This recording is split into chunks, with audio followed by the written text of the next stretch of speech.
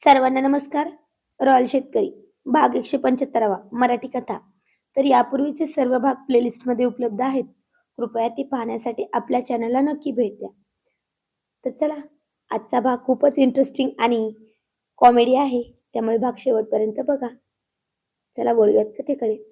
Suryaji खोतचा chapter close झाला होता आणि वाड्यावर पुन्हा एकदा तेच जुनं हसतं खेळतं वातावरण परतलं होतं. दुबईच्या ऑर्डरचा फत्ते झालेला विडा आणि शत्रूचा झालेला बिमोड या दोन्ही गोष्टींमुळे वाड्यातल्या प्रत्येकाच्या चेहऱ्यावर एक वेगळंच तेज होतं. पण नियतीच्या मनात या रॉयल टोळीसाठी आणखी एक खूप मोठा आणि भावनिक आनंदाचा क्षण लिहिला होता. याची कल्पना अजून कोणालाच नव्हती. सकाळची वेळ होती. वाड्याच्या विस्तीर्ण ओसरीवर आबासाहेब आराम खुर्चीवर बसून सुपारी कातरत होते. शिवम आणि अतुल शेतीच्या पुढच्या नियोजनाबद्दल बोलत होते. तर प्रिया आणि मावशी सगळ्यांसाठी गरमागरम चहाचे कप आणत होत्या. तेवढ्यात शिवमच्या खिशातील मोबाईलची रिंग वाजली. शिवमने फोन स्क्रीन पाहिली आणि त्याच्या चेहऱ्यावर एकदम आश्चर्याचा धक्काच बसला. स्क्रीनवर डॉक्टर रोहितचं नाव चमकत होतं. अरे, डॉक्टर रोहितचा फोन आहे, शिवम म्हणाला इतक्या सकाळी सकाळी. आणि हे ऐकताच आबासाहेबांनी हातातील अडकित्ता बाजूला ठेवला. प्रिया ही हातातलं काम सोडून पुढे आली. शिवम लगेच फोन उचलून स्पीकरवर टाकत म्हणाला, हॅलो डॉक्टर रोहित. काय हो इतके सकाळी सकाळी? आय मीन तिथं तर रात्र असेल ना? कसे आहात? आणि पल्लवी कशी आहे? फोनच्या पलीकडून सुरुवातीला माणसांच्या आवाजाऐवजी एका लहान बाळाच्या रडण्याचा अतिशय नाजूक आणि क्यूट आवाज आला, आऊ आऊ करून. आणि तो आवाज ऐकताच वाड्याच्या ओसरीत जणू काळच थांबला. शिवमच्या तोंडून शब्दच फुटेना. त्यानंतर डॉक्टर रोहित प्रचंड आनंदी आणि भाऊक झाला डॉक्टर रोहितचा प्रचंड आनंदी आणि भाऊक झालेला आवाज आला. शिवम पाटील, अहो तुमची मैत्री नाही झालीये. पल्लवीने एका गोंडस क्यूट मुलाला जन्म दिलाय. छोटा डॉक्टर आलाय. शिवमचा आवाज आनंदाने दाटून आला. त्याच्या डोळ्यांतून घळाघळा आनंदाश्रू वाहू लागले. लहानपणापासून ज्या मैत्रिणीसोबत, ज्या पल्लवी सोबत तो खेळला, जिने त्याच्या प्रत्येक सुखदुःखात खंबीर साथ दिली, ती आज आई झाली होती. प्रियाने लगेच फोनच्या जवळ येत विचारलं, डॉक्टर रोहित, पल्लवी कशी आहे? दाखवा ना आम्हाला. डॉक्टर रोहितने लगेच व्हिडिओ कॉल स्विच केला. स्क्रीनवर अमेरिकेतल्या त्या हॉस्पिटलच्या रूमचं दृश्य दिसलं. पांढऱ्या शुभ्र बेडवर पल्लवी थकलेली पण जगातील सगळ्यात सुंदर तृप्त हसू चेहऱ्यावर घेऊन झोपली होती. आणि तिच्या शेजारी एका निळ्या रंगाच्या मऊ कापडात गुंडाळलेला अगदी गोबऱ्या गालांचा गोरा पान छोटा गोपाळ त्याचे छोटे छोटे हात हवेत हलवत होता. पल्लवी, शिवमने स्क्रीनकडे पाहत अत्यंत प्रेमाने हाक मारली. शिवम. पल्लवीने स्क्रीनवर आपल्या बालमित्राला पाहिलं आणि तिचेही डोळे भरून आले. बघ ना शिवम, तुझा भाचा आलाय. अगदी तुझ्यासारखाच करारी डोळ्यांचा आहे. मला आज वाड्याची आणि गावाची खूप आठवण येते रे. तू तिथं पाठीशी असतोस तर मला कसलीच भीती नसती. शिवमने डोळे पुसत म्हटलं, पल्लू, तू काळजी करू नको ग. तू 7 समुद्र पार असली तरी तुझा हा सखा नेहमी तुझ्या पाठीशी आहे. आमच्या या छोट्या डॉक्टरला लवकर घेऊन भारतात ये. अख्खी रॉयल टोळी तुझ्या आणि त्याच्या स्वागताला उभी असेल. प्रियानेही पल्लवीला शुभेच्छा दिल्या आणि तिचे कौतुक केलं. डॉक्टर रोहित आणि पल्लवीचा फोन ठेवल्यानंतर वाड्यावर जणू आनंदाचा पूरच आला होता. अतुलने आनंदाच्या भरात थेट शिवमला मिठीच मारली आणि म्हणाला, शिवम, आपल्या पल्लूला मुलगा झाला रे. आपल्या रॉयल टोळीत नवीन मेंबर आलाय. आबासाहेबांनी आपली काठी जमिनीवर ठोकली आणि त्यांचा जुना करारी आवाज अख्ख्या वाड्यात घुमला. शिवमराजे. अरे अतुल, पल्लवी या वाड्याची मुलगी नसली म्हणून काय झालं? तरी ती तुझ्या लहानपणाची मैत्रीण आहे. या वाड्याचा एक भाग आहे. मुलीपेक्षा काही वेगळी नाही. तिच्या आयुष्यातला हा एवढा मोठा आनंद आपल्या वाड्यावर साजरा झालाच पाहिजे. दुबईच्या ऑर्डरचा विजय तर झालाच होता, पण आपल्या पल्लवीच्या घरात पाळणा हल्लाय, हा आनंद त्याहून मोठा आहे. अतुल, काय करायचं सांग बरं तू आता. शिवमने कॉलर उडवत विचारलं. आबासाहेब, तुम्ही फक्त आदेश द्या, तयारी आम्ही करतो. अतुल उत्साहाने म्हणाला. बरं, अख्ख्या गावाला जंगी मेजवानी द्यायची. पल्लवीने गावाचं नाव वाढवलंय. गावातल्या प्रत्येक घराघरात पेढे वाटले गेले पाहिजेत आणि संध्याकाळी वाड्याच्या अंगणात ढोल ताशे एवढ्या जोरात वाजले पाहिजेत की त्याचा आवाज थेट अमेरिकेतल्या पल्लवी पर्यंत गेला पाहिजे. आबासाहेबांनी मोठ्या मनाने जाहीर केलं.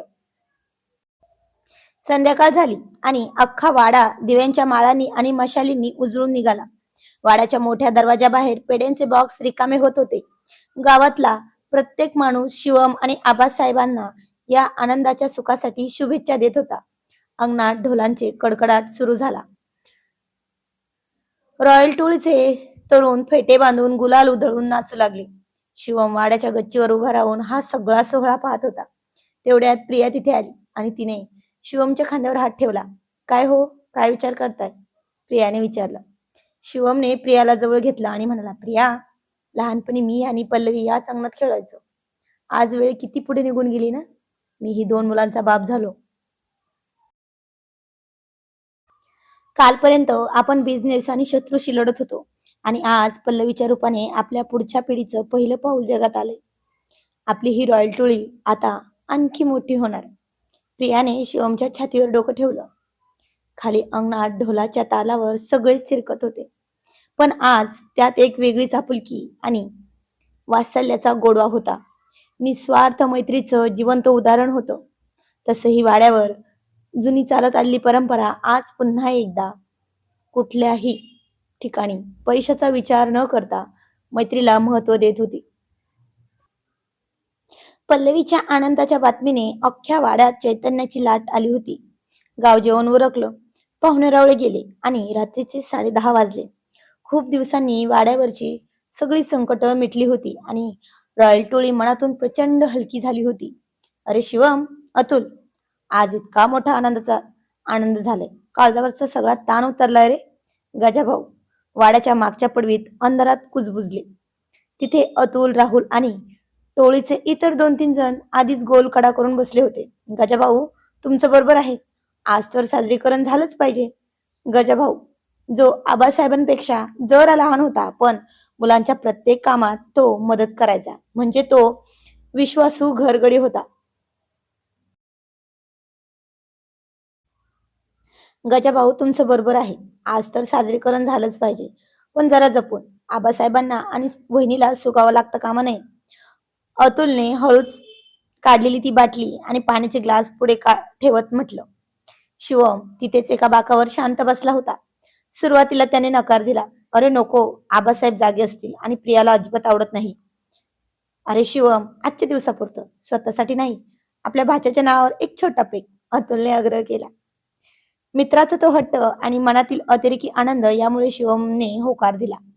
पण असं कसं होईल की खूप दिवसानंतर मिळालेला सुटकेचा श्वास आणि मित्राची संगत शिवमचा स्वतःवरचा ताबाच सुटला.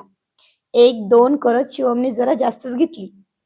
रोज कडक शिस्तीत चालणाऱ्या आणि राहणाऱ्या शिवमची 2 पेक नंतर शुद्धच हरपली. त्याला धड नीट उभंही राहता येईना. अतुल, माझी प्रिया वाट पाहत असेल रे रूम मध्ये, मी निघतो. शिवम जीभ अडखळत म्हणाला आणि भिंतीचा आधार घेत घेत हळूच वाड्याच्या पायऱ्या चढू लागला. रात्रीचे 11:30 वाजले होते. रूम मध्ये प्रिया मुलांना झोपून बेडवर बसून लॅपटॉपवर दुबईच्या ऑर्डरचे राहिलेले बिलिंग चेक करत होती. तेवढ्यात दरवाजा हळूच उघडला आणि शिवम आत आला. शिवमने दरवाजाला कडी लावली, पण तो लावताना त्याचा हात दरवाजावर जोरात आपटला. प्रियाने दचकून मागं पाहिलं. शिवम तिथेच दाराला पाठ लावून उभा होता. त्याचे डोळे गरगर फिरत होते आणि चेहऱ्यावर एक मिश्किल वेडं हसू होतं. प्रिया बेडवरून उठली आणि त्याच्या जवळ आली. अहो, एवढा उशीर? कुठे होता तुम्ही? मी केव्हाची वाट बघते. शिवमने तिच्याकडे पाहिलं आणि कपाळावर हात मारून घेतला. मी मी मी तर वाड्याच्या गच्चीवर होतो, हवा खात होतो प्रिया. तो बोलताना एका बाजूला झुकला. प्रियाने त्याच्या अगदी जवळ जाऊन त्याचा चेहरा हाताने वर केला. एका सेकंदात त्याच्या नाकाला तो उग्र वास आला. प्रियाचे डोळे मोठे झाले. तिने कमरेवर हात ठेवला आणि कडक आवाजात म्हणले, अहो, काय हे घेतलीत का तुम्ही? नाही नाही, मी कुठे? ती अतुलने जबरदस्ती, शिवमने लहान मुलासारखा बालिश चेहरा करत म्हणाला. पण प्रियाने डोळे वटारताच तो गप्प झाला. तुम्ही सगळेजण सुधारणार नाहीत ना? आबासाहेबांना जर कळलं ना, दोघांनाही गोठ्यात बांधून ठेवतील. प्रिया खोट्या रागाने म्हणाली. आणि त्याचा हात पकडून त्याला बेडकडे नेऊ लागली. चला आता गुपचूप झोपा. पण नशेत असलेल्या शिवमला आज काहीतरी वेगळी चुकी आली होती. त्याने बेडवर बसण्याऐवजी थेट प्रियाचा हात पकडला आणि तिला स्वतःकडे ओढले. प्रिया थेट त्याच्या छातीवर येऊन पडली. तो तिच्या केसात खूप प्रेमाने हात फिरवत फिरवत तसाच झोपला. अहो, काय हे? कुणीतरी येईल, सोडा मला. आणि मुलं पण जागी होतील. प्रियाचा चेहरा लाजरे लाल झाला होता. येऊ दे, हा वाडा माझा आहे, ही रॉयल टोळी सुद्धा माझी आहे आणि ही सुंदर प्रिया पण फक्त आणि फक्त माझीच आहे. शिवमने तिचा चेहरा दोन्ही हातात घेतला. त्याचे डोळे नशेने धुंद झाले होते, पण त्या डोळ्यात प्रियासाठी प्रचंड प्रेम होतं. तो तिच्या केसांच्या बटा कानामागे करत म्हणाला, प्रिया, आज मी खूप खुश आहे ग. शत्रू हरला, बिझनेस वाढला, पल्लूला मुलगा झाला, पण या सगळ्यात मला जास्त अभिमान कोणाचा वाटतो माहितीये? तुझा. जर तू माझ्या पाठीशी आईसाहेब गेल्यानंतर खंबीर उभी राहिली नसतीस ना, तर हा शिवम कधीच रॉयल शेतकरी बनूच शकला नसता. शिवमचे हे शब्द ऐकताच प्रियाच्या डोळ्यातील राग कुठल्या कुठे पळून गेला. तिने हळूच त्याच्या कपाळावरचे विखुरलेले केस नीट केले. मला माहिती अहो, पण एवढी म्हणून एवढी घ्यायची असते का? तुम्हाला झेपत नाही ना, मग कशाला मित्रांच्या नादाने घेतली? तुझ्या प्रेमाची नशा या साध्या पाण्यापेक्षा जास्त आहे प्रिया. ही तर उतरून जाईल, पण तुझी नशा कधीच उतरणार नाही. शिवमने नशेतच एक भारी डायलॉग मारला आणि तिचे दोन्ही हात आपल्या हातात घेऊन तो बेडवर आडवा झाला. प्रियाने हसून स्वतःचं डोकं त्याच्या खांद्यावर ठेवलं. शिवमने तिच्या भोवती आपल्या मजबूत हात वेढला. काहीच मिनिटात शिवमचा श्वास संथ झाला. त्याला गाढ झोप लागली होती. त्याच्या चेहऱ्यावर एक समाधानाचं आणि शांत हसू होतं. प्रिया त्याच्या चेहऱ्याकडे पाहत मनाशीच म्हणाली, वेळ आणि प्रसंग बघून वाघासारखा गुरगुरणारा माझा नवरा आज अगदी लहान बाळासारखा झोपलाय. बाहेर वाड्याच्या अंगणात मशाली शांतपणे जळत होत्या आणि रूममध्ये हा रॉयल शेतकरी आपल्या लक्ष्मीच्या कुशीत शांत निवांत झाला होता. रात्रीच्या अतिउत्साहात 2 पेग जास्त झाल्यामुळे शिवम गाढ झोपला होता. पण सकाळी जेव्हा सूर्याची पहिली किरण खिडकीतून थेट त्याच्या तोंडावर पडली, तेव्हा त्याच्या डोक्यात जणू काही हजारो ढोल एकत्र वाजायला लागले. आई गो डोकं! शिवमने डोळे न उघडताच कपाळावर हात ठेवला. त्याचं डोकं, तोंड कोरडं पडलं होतं आणि काल रात्री आपण नेमकं काय काय केलं, काय पराक्रम केले याचं त्याला अजिबात भान नव्हतं. त्याने हळूच डोळे उघडले आणि समोरचं दृश्य बघून त्याचे डोळे पार कपाळात गेले. समोर प्रिया बेडच्या बाजूला उभी होती. तिने दोन्ही हातात स्टीलचा एक मोठा पाण्याचा तांबा भरून घेतला होता. तिचे केस विस्कटले होते. कपाळावर एक मोठी कुंकवाची टिकली होती आणि ती एखाद्या कडक शिस्तीच्या पीटी टीचर शिक्षकासारखी त्याच्याकडे रोखून पाहत होती. उठलात का राजे, की अजून पेग आणून देऊ? प्रियाने थंड स्वरात विचारलं. शिवमने खाडकन उठण्याचा प्रयत्न केला, पण डोकेदुखीमुळे तो परत बेडवर पडला. प्रिया, पाणी ग पाणी, तो केविलवाण्या आवाजात म्हणाला. पाणी पाहिजे, हे घ्या. प्रियाने सेकंदाचाही विचार न करता तांब्यातलं कडकड थंड पाणी थेट शिवमच्या तोंडावरच रिकामं केलं. आई गो, बुडालो बुडालो, वाचवा! शिवम खाडकर बेडवरून उठून बसला आणि डोळ्यात पुसत ओरडला. प्रिया, अगं काय चालवलं हे? सकाळी सकाळी अंघोळ घातली की मला? अहो, ही अंघोळ नाही, ही तुमची काल रात्री उतरलेली नशा परत चढू नये म्हणून दिलेली ट्रीटमेंट आहे. प्रियाने कमरेवर हात ठेवून डापरलं. शिवमने स्वतःकडे पाहिलं. त्याने रात्री घातलेल्या शर्टचे बटन उलटे पालटे लागले होते पार. त्याला हळूहळू आठवायला लागलं की काल रात्री आपण काहीतरी गडबड केली. प्रिया, ते रात्री नेमकं काय झालं ग? मी जरा ते अतुलने शिवम चाचपडत विचारलं. अतुलने काय? स्वतःवर स्वतः तर प्यायलातच, वरून रात्री रूम मध्ये येऊन स्वतःला या वाड्याचा शहंशाह समजत होतात तुम्ही. हा वाडा माझा, ही टोळी माझी आणि ही प्रिया पण माझी. प्रियाने काल रात्रीचा शिवमचा डायलॉग अगदी त्याच्या स्टाईल मध्ये डोळे मोठे करून आणि जीभ अडखळत नक्कल करून दाखवला आणि शिवम खळखळून हसला. पण ते ऐकून शिवमचा चेहरा पागण्यासारखा झाला. लाज आणि भीती यांच्या मिश्रणाने तो गोरामोरा झाला. अगं मी मी असं म्हणालो? खोटं बोलतेस तू. शिवम आता तिलाच खोटं ठरवत होता आणि ती म्हणाली, मी खोटं बोलते? बरं, ते जाऊ द्या. तो भारी डायलॉग मारल्यानंतर तुम्ही थेट बेडवर आडवे झालात आणि गाढ झोपलात. पण खरी गंमत तर पुढे आहे अहो. प्रिया खोट्या रागाने म्हणाली. पुढे पुढे काय झालं? शिवमने भीतीने थुंकी गिळली आणि म्हणाला, सकाळी 6:30 वाजता आबासाहेब आपल्या रूमचा दरवाजा वाजवत होते, कारण तुम्ही रात्री घाईघाईत दरवाजाला कडी घातलीच नव्हती आणि नीट लावलीच नव्हती. तो फक्त लोटलेलाच होता. प्रियाने बॉम्बच फोडला होता आता. काय? शिवमचं तर अवसानच गळालं. मग आबासाहेबांनी बघितलं का मला या अवस्थेत? नाही. आबासाहेब आत येणार तेवढ्यात मी धावत गेले आणि दरवाजाच्या फटीतून त्यांना थांबवलं. मी म्हटलं, आबासाहेब, अहो त्यांची तब्येत जरा ठीक नाहीये. रात्री शेतात फिरताना त्यांना एका एका विषारी वनस्पतीचा धूर लागलाय. त्यामुळे त्यांना प्रचंड खोकला आणि चक्कर येते. ते गाढ झोपलेत, त्यांना उठवू नका. प्रियाने कपाळावर हात मारून सांगितलं. शिवमने सुटकेचा निश्वास सोडला आणि हुश्य, थँक्यू प्रिया, तू वाचवलंस मला, असं म्हणून तिला जवळ घेण्याचा प्रयत्न केला. आबासाहेबांना खरं वाटलं ना मग प्रिया? खरं वाटायला ते काय लहान मुलं आहेत का हो? ते काहीच बोलले नाहीत, फक्त संशयाने पाहत निघून गेलेत. पण बाहेर काय राडा झालाय माहितीये का? तुमचे ते परम मित्र अतुलराव, ते नशेत घराबाहेरच गोठ्यात झोपले होते. आबासाहेबांनी त्यांना उठवण्याचा प्रयत्न केला तर अतुल नशेत आबासाहेबांना म्हणाला, अरे शिवबा, अजून एक पेक टाकू रे भाच्याच्या नावावर. आणि एवढं बोलून त्याने गोठ्यातली दुधाची रिकामी बादली स्वतःच्या डोक्यावर उपडी मारून घेतली आणि तिथेच झोपलाय. प्रियाने हे सांगताच शिवमने तोंडातच बोट घातली. अरे देवा, अतुलने पार इज्जत काढली तर.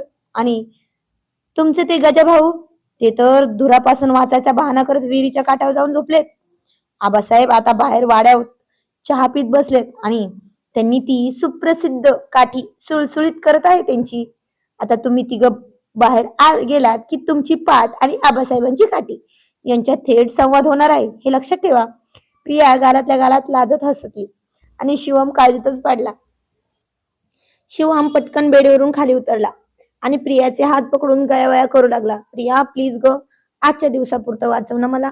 आई शपथ, आई शपथ, पुन्हा कधी त्या अतुलच्या नादाला लागणार नाही आणि घेणार नाही. ती वनस्पतीची गोष्ट तू आबासाहेबांच्या गळे उतरवणं कशी तरी.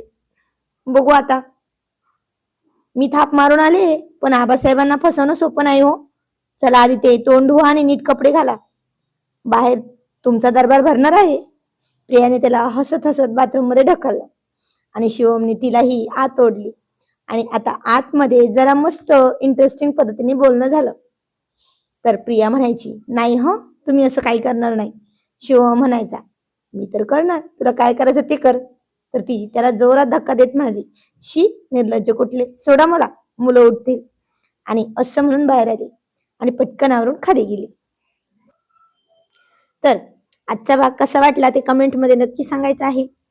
आणि आता अतुलला, गजाभाऊला आणि शिवमराजेंना आबासाहेब काय शिक्षा देणार हे जाणून घेणं खूप इंटरेस्टिंग ठरणार आहे. तर जाणून घेऊया पुढील कहाणी पुढील भागामध्ये. तोपर्यंत धन्यवाद आणि थँक्यू फॉर वॉचिंग.